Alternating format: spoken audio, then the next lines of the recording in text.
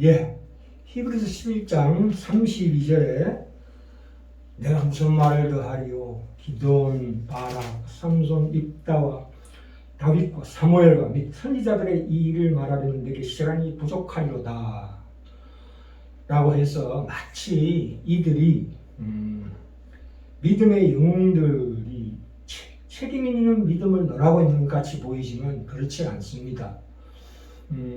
다윗은 씻을 수 없는 죄를 용서받은 은혜의 주인공으로 성경에 등장합니다. 바세바로 인하여 그 참 비참한 말년을 보내죠. 자식들이 서로 죽이고 죽이는 그런 삶을 삽니다. 또한 사무엘은 원래는 낳을 수 없는 아이인데 한나가 기도하여 얻었을 뿐 결단코 믿음의 영웅은 아닙니다. 이 믿음에는 하나님의 은혜와 우리 책임이 맞물려 돌아가고 있는데요. 믿음의 근거와 시작은 언제나 하나님의 은혜이고 그 목적, 그 하나님의 은혜가 추구하는 그 목적과 내용은 우리의 책임인데 하나님께서 이끌어 주셔서 나중에 그것이 우리 책임으로 열매맺게 됩니다. 그러니까 그게 당연한 이 믿음의 당연한 수순이라는 것을 우리가 꼭 명심해야 합니다. 그 고린도전서 1장 26절에 보시면 자 오늘 제목이 못난 자의 실패한 인생 속에서 우리가 순종으로 얻을 수 있는 그 결과에 못지않는 말하자면 그것에 버금가는 경이로운 열매를 맺게 하시는 하나님의 믿음이라는 제목으로 은혜 받고자 합니다. 못난 자의 실패한 인생 속에서 라는 뜻입니다. 이 고린도서 1장 26절에 보시면 하나님이 없는 자, 못난 자를 들어서 부르신다는 것은 그들 속에 무엇이 있어서 쓰이는 것이 아니라 이 세상 것들이 만들어낼 수 없는 조건에 있는 자를, 그러니까 못난 자, 없는 자를 불러서 일을 하시는 것입니다. 무슨 얘기입니까? 형제들아, 너희를 부르심을 보라. 잘난 사람이 없지 않냐? 하나님이 하나님의 일을 하실 때는 못난 사람을 쓰는 것입니다. 왜냐하면 그 일이 그 사람으로부터 시작된 것이 아니라 하나님의 능력이라는 것이 분명히 나타날 수 있는 사람을 쓰신다는 말입니다. 네. 우리가 보통 성공한 사람들을 우리가 굉장히 우러러 보는데요. 사실은 그들을 성공한 사람들, 세상에 성공한 사람들 뒤집어 보면 다 실패자들입니다. 거의 대부분이 보면. 왜냐하면 그 사생활을 들여다보면 참으로 그 불편한 진실이 많거든요. 우리가 잘 아는 테레사 수녀 같은 경우에는 자신이 운영하는 극빈자 보호시설에 현대화된 의료 장비와 구호물품을 거절했습니다. 또한 에디슨 같은 경우에는 그의 경쟁 상대자인 테슬라에게 아주 악한 일을 스승치 않았습니다. 또한 우리가 잘 아는 그 유명한 마틴 루터킹, 톨스토이, 괴테, 간디까지 여자에 휩싸여서 말하자면 혼외 정사에 빠졌던 말하자면 사사기에 나오는 삼손같이 여자의 치마폭에 흔들리는 그런 쾌락주의자들입니다. 그런데 오늘날에 참 이 무슨 컴퓨터 동기화도 아니고 좀 특이한 사람들이 각 나라의 리더들이 나타나는 거죠. 트럼프, 시진핑, 푸틴, 마크롱 이런 사람들이 참 그렇게 해서 이런 사람들이 이거는 이 문명이 발전한다고 해서 과연 인간이 그거로 말미암아 과연 인간이 행복해졌는가를 우리가 물어봐야 합니다. 이 사사기에 보시면 사사기 그 6장 7장에 걸쳐서 오늘 기드온이 중심 인물인데요. 기도는 말하자면 그 당시에 상황이 그 자식이 77명이나 됐답니다. 아내가 많아서. 그러니까 미디안의 이스라엘의 지도자죠. 사사. 말하자면 재판관, 지도자 이런 뜻인데요. 기도원이 그 당시에 미디안의 압제에 그 압제를 피해서 몰래 감춰놓던 밀을 포도주 틀에서 타작하고 있다가 말하자면 까먹고 있다가 하나님의 사자가 나타나서 큰 용사여 이렇게 불러서 너무너무 창피해가지고 바락바락 기어오른 사람입니다. 또한 사사기 4장에 보시면 이름이 바락인데요. 번개불이라는 뜻인데 그 군대 장관 드보라의 부관입니다. 드보라가 돌격 앞으로 했더니 그 치마폭을 잡고 당신이 가지 않으면 전 못 갑니다라고 한 그런 참 그런 사람입니다. 바락이. 삼손은 또 어떻습니까? 사사기 13장에 나오지요. 날 때부터 나시린으로 태어나가지고 하나님이 주신 힘으로 여자 속에 파묻혀서 평생 고생하고 죽은 사람입니다. 국가와 민족을 위해서 아무런 일도 못하고 마지막에 가서야 하나님 마지막으로 이 원수를 갚고 죽게 해주십시오 이렇게 하고 죽은 사람입니다. 입다는요 말하자면 기생어머니 첩의 소생입니다. 말하자면 요즘 말로 하면 깡패 두목이죠. 한몸과의 싸움에서 그 마지막에 하나님의 그 사사로서 그 일을 했지만 어쨌든 그렇습니다. 자 사사기로 가볼까요? 오늘은 기도원을 중심으로 그들이 과연 이 히브리서 11장에 나온 것처럼 그 우리가 오해하는 믿음의 영으로 합당한가에 대해서 한번 추적해 볼까 합니다. 사사기 6장에 가시면 11절에 보시면 자 11절에 그때 상황이 어떠냐면 역사적 배경이 이스라엘 백성들이 가나안 땅에 정착한 후에 하나님의 말씀을 순종치 않아 가지고 주변에 있는 그 국가들의 침공과 노략질의 대상이 되는 시기입니다. 기도원이 사서로 부름받는 이 시기는 옆에 있는 미디안이란 그 교활한 종족의 침략을 받아서 해마다 추수철이 되면 1년 동안 지은 농사를 탈취당하곤 하던 때입니다.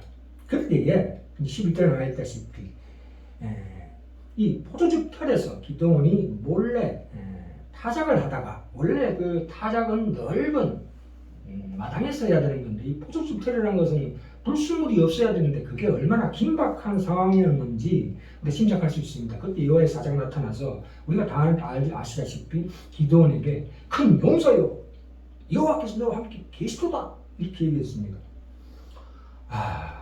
이걸 보고 우리가 믿음의 용서라고 우리가 생각하는데 그렇지 않습니다. 이 성경을 읽을 때 성경은 분명히 하나님의 마음, 하나님의 어떤 감정적인 부분이 얼마든지 들어있다는 것을 잊지 말아야 합니다.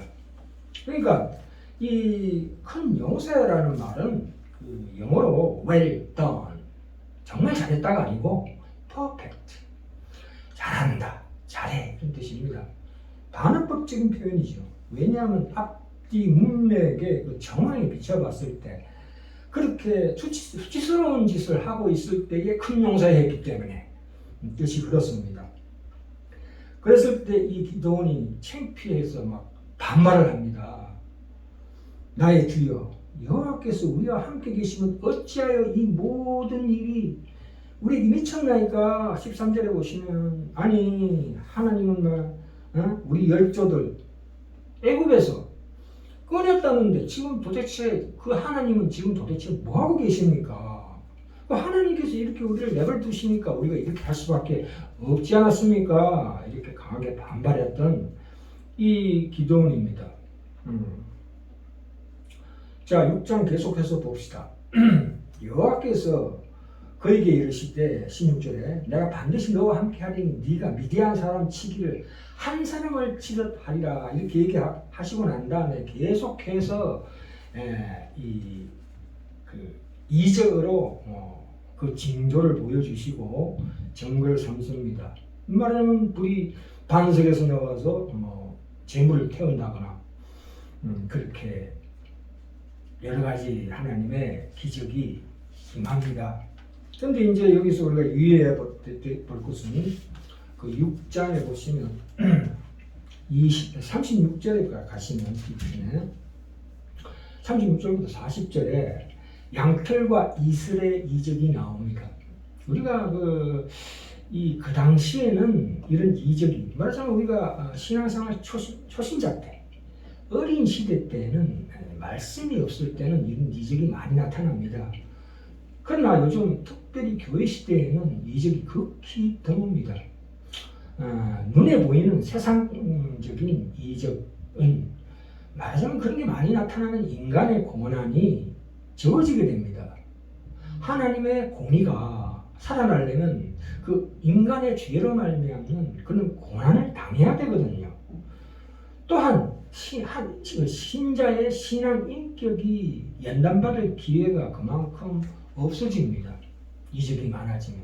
하나님의 뜻은 우리 심령을 변화시키는 것이거든요. 그래서 우리가 욕심과 허영으로 이적을 구한다는 것은 그때 마귀가 틈탈 수 있는 것입니다.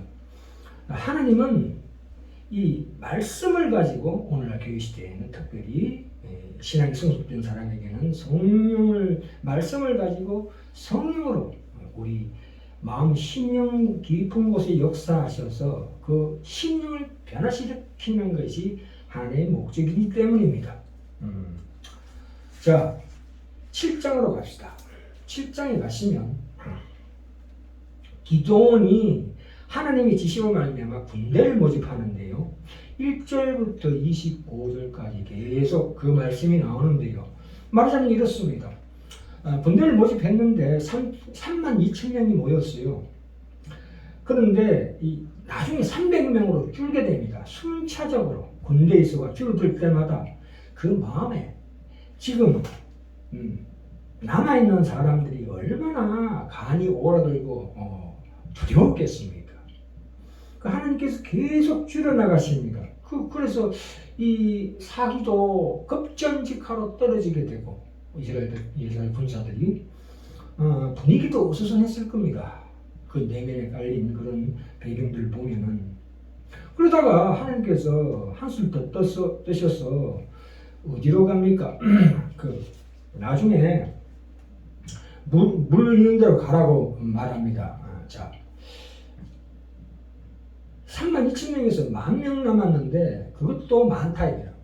그래서 하나님께서 여호와께서 7장 4절에 여호와께서도 기드온에게 이르시되 백성이 아직도 많다. 군사가 아직도 많으니 그들을 물가로 데려가서 어떻게 하냐면 5절에 보시면 여호와께서 기드온에게 이르시되 개의 핥는 것 같이 그 혀로 물을 핥는 자는 따로 세우고 그냥 말하자면 무릎 꿇고 짐승이 물 마시듯이 그렇게 놓는 사람은 또 따로 세우라 이렇게 얘기합니다. 그러고 난 다음에 7절에 보시면 이 물을 개처럼 핥아먹은 300명을 남겨두고 나머지는 돌려보내라 이렇게 얘기합니다. 참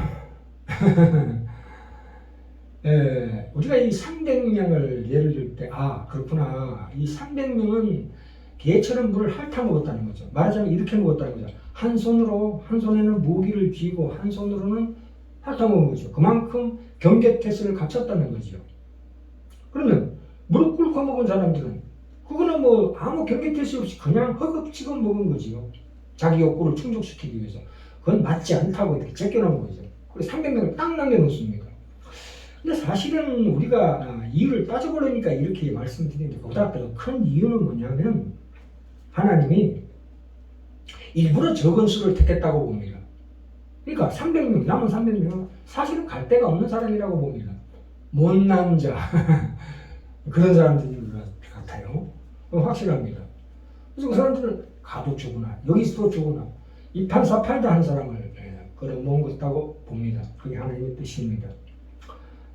자, 그런데 하나님께서 한술 더 뜨셔가지고 9절에 보시면 뭐라고 나옵니까? 하나님께서 야, 네 마음에 여전히 걱정이 있다면 네가 부하를 데리고 먼저 적진으로 연탐해 가봐라. 가서 적들이 과연 무슨 말을 하는가를 들어보면 네가 용기를 얻을 것이다. 이렇게 말합니다. 9절에. 그죠? 11절에 그들이 하는 말을 들어라. 몰래 내려가서 정탐하라. 이 뜻입니다. 그 후에 네 손이 강하여져서 능히 내려가서 그 지인을 치리라. 13절에 보시면 기드온이 몰래 가서 들어보니까 그 미디안 군인 2명이 주고받는 말을 들었는데 한 사람이 그 동무에게 말하되 13절에 나옵니다. 꿈에 보리떡 한 덩어리가 미디안 진으로 굴러 떨어져 가지고 우리 움막을 다 박살내더라. 이렇게 말합니다. 그랬더니 그 맞은편 동무가 뭐라고 했냐면 그 동무가 대답하여 가로되 기드온이 칼날이다. 그거는 그러니까 하나님이 미디안과 그 모든 군대를 그의 손에 붙이셨느니라 하더라. 이렇게 말하는 것을 들었습니다. 그래서 이 기드온이 용기 100배 해가지고 어떻게 됩니까? 300명을 세대로 나누고 횃불을 항아리 속에 있던 횃불을 가지고 나팔을 불고 나가서 적진을 쳤습니다. 참 그래서 그들이 혼비백산에서 져서 도망쳤다는 거 아닙니까? 그러면 이런 상황들이 참 우리가 볼 때는 참 그 뭐라고 해야 되나 무슨 동화 같은 얘기죠. 그러니까 하나님께서 이런 못난 자들 들어서 쓰실 때 하나님의 놀라운 기적으로 말미암아 결코 그들이 잘나서 이 결과가 나온 것이 아니고 도리어 그들 하나님의 자녀들을 그렇게 훈련시키시고 그로 말미암아 더 큰 하나님의 놀라운 역사를 이루신다는 것을 증명하는 사건입니다. 자, 그러면 봅시다. 우리가 보통 신앙생활 가운데서 우리가 신앙생활 열심히 하는 때는 언제입니까? 대부분 초신다 때입니다. 교회 열심히 다니고 예배 열심히 드리고 말씀 열심히 읽고 이런데 왜 그렇습니까? 그때는 하나님께서 엄청난 응답을 많이 주십니다. 왜냐하면 우리가 구원받았다는 것은 무엇입니까? 새로 출생했다는 거지요. 어린애입니다. 그럼 얘는 몸이 커야 돼요. 체중이 불어나야 돼요. 이렇게 자꾸 먹여줘야 돼요. 하나님 은혜가 물부듯이 쏟아 부어주셔야 돼요. 하나님이 사정없이 응답하십니다. 그때는 초신자 때는. 그래서 큽니다. 근데 나이 20이 되면 이제 더 이상 크기를 멈춥니다. 몸의 성장이 멈출 때 그때서야 비로소 하나님께서 이제 새로운 신앙의 국면으로 접어들게 합니다. 옛날에는 젊었을 때는 그렇게 생각하죠. 아니 저 횡단보도에 누워있는 때는 왜 저렇게 빨리 걸어가지 왜 이렇게 비실비실하냐. 도대체 왜 아픈지 이해가 안 됩니다. 그리고 나이가 들어갈수록 참 이 인생이 그렇게 즐겁지도 않고 만족스럽지도 않게 됩니다. 그러니까 이 성화 과정에서는 사실은 감정이 거의 없어요. 하나님께서 그런 응답을 어릴 때처럼 그렇게 막 쏟아부어 주시지 않습니다. 인생을 길게 살다 보면 내가 어떤 삶의 어떤 문제에서 받은 답이 다른 문제에도 답이 될 수가 없다는 것을 깨닫게 됩니다. 일종의 이런 거지요. 내가 잘했는데도 이상한 나쁜 결과가 오게 되고 내가 못했는데도 좋은 결과가 오게 될 수 봤을 때 참으로 헷갈리는 것입니다. 그것은 왜 그렇습니까? 하나님 우리를 키우시는 단련하는 훈련소가 이 인생이거든요. 하나님의 말씀에 우리가 말씀의 구체적인 현실 속에서 그 모든 것들을 경험케 하시고 체험케 하셔서 우리의 신앙을 키우고 있습니다. 우리가 오늘날 이 사사기를 통해서 무엇을 배웁니까? 인간의 한계가 무엇인가를 배웁니다. 내가 인생 가운데서 어떤 문제가 닥칠 때마다 느끼는 것이 무엇입니까? 아파지고 병들고 뭐 인생의 고난을 당하고 여러 가지 그런 걸 당할 때에 인간의 한계를 깨닫게 됩니다. 또한 그때 당면했을 때 내 행동을 보고 그 죄의 무서움을 깊이 깨닫게 됩니다. 그래서 그렇게 해서 더 깊은 신앙의 길로 나가게 됩니다. 참 인간에는 참 한심한 존재였구나. 이 사사기에 보시다시피 정말 죄라는 것은 무서운 것이구나. 하나님이 개입하시지 않으면 인간이 겪을 참상을 우리가 보게 됩니다. 이런 깨달음을 가지게 되면 그때부터 우리가 이 가지고 있는 이 삶의 일상의 삶에서 결코 도망치지 않습니다. 온갖 정황에 맞서고 시도 때도 없이 오는 그 환란과 고난에 도전에 응할 수가 있습니다. 우리가 당하는 그 고난과 환란 가운데 그 실패의 자리, 죽음의 자리에서도 하나님은 유익을 담을 수 있다. 아까 그 영웅 얘기를 했지만서 그들과 우리 믿는 신자들의 그런 잘못된 못난 그런 행동들이 다른 점이 무엇입니까? 우리가 안 믿는 사람보다 믿는 사람들, 그러니까 인생 살아오면서 하나님의 뜻에 따라서 몇 가지 잘한 것을 따져서 하나님께서 우리 믿음으로 쳐주시고 점수를 매겨주신다는 것이 히브리서 11장의 시각입니다. 그래서 젖먹이는 어미가 그 아이를 잊을지라도 그는 잊을지라도 나는 잊지 아니하리라는 그 하나님의 믿음, 그것이 인간의 그 사람의 믿음의 결과로 나타나게 하는 것이 바로 히브리서 11장이 얘기하는 믿음장, 그것이 얘기하는 진정한 본질입니다. 그러니까 이 사사기에 보시면 참으로 반복해서 나타납니다. 인간의 한계와 그 비겁한 행동, 변덕, 배신, 음모 이런 것들이요. 우리가 이걸 회개한다고 해서 다 되는 것은 아닙니다. 우리가 이 인생을 그 애매한 종교심 그런 걸로 걸어가지 말고 그걸 넘어 정직까지 하나님께서 우리를 부르시고 계십니다. 그렇죠. 신자로 사는 길은 한 가지 방식만 있는 것이 아니고 사람마다 그 길이 다 다릅니다. 내가 살아온 과거, 지난날이 결코 헛되지 않다 이 말입니다. 그 헛되고 잘못 살아온 삶 속에서 하나님은 결국 은혜를 담으시고 우리가 그냥 바르게만 살아왔다면 결코 만들어질 수 없는 그 무엇을 하나님께서 만들어내십니다. 우리가 잘못한 것으로 끝나지 않게 하신다 이 뜻입니다. 내가 잘하느냐 어떤 상황에서 하나님의 사랑으로 믿음으로 잘하느냐 못하느냐는 두 번째 문제예요. 그냥 판단할 수 있는 문제가 아니에요. 그것은 하나님이 우리 인생에서 우리 부족한 결정에도 항상 함께 하신다는 사실을 알아야 합니다. 우리는 인간은 언제나 불안정한 결정을 내리지만 하나님은 이 불안정한 결정에도 불구하고 하나님의 뜻대로 이 역사를 이끌어가고 계시는 것입니다. 우리에게 준 믿음, 구원의 자유가 잘못 사용되었으나 하나님은 그것으로 우리에게 손해보게 하시지 않으신다. 그리고 오늘 제목 말씀대로 순종으로 얻을 수 있는 결과에 못지않는 그의 버금가는 못난 자, 참으로 그런 자들을 통해서 기가 막힌 열매를 맺게 하시는 것입니다. 그것이 이 사사기에서 얘기하는 이스라엘의 역사 가운데 얻을 수 있는 참으로 귀한 교훈입니다. 그 사사기에 보시면 실패와 비극으로 눈물 속에서 이런 하나님의 놀라운 귀한 값진 것을 담아냅니다. 그 속에서 우리가 얻어지는 것이 무엇입니까? 우리가 잘했을 때 얻어지는 결과와 이 결과는 다릅니다. 왜냐? 진정한, 계속 말씀드리지만 인간의 한계를 체험하고 죄의 무서움을 깨닫게 될 때 더욱더 하나님 앞에서 진정한 믿음의 정수를 우리 인생 가운데서 펼칠 수 있는 하나님의 놀라운 은혜의 인도하심이 아닌가 이렇게 생각합니다. 여기까지.